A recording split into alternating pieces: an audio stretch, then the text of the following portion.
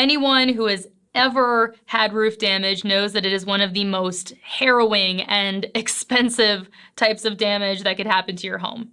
And, because of these just nightmare stories, homeowners need to know whether or not roof damage is covered in a home insurance policy.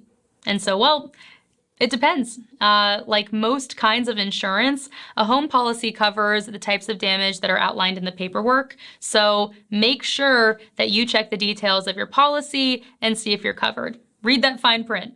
And if you don't have roof replacement coverage, then you can typically add it into your policy. And, not for nothing, but because roof damage can be so costly, it's actually a really smart thing to have.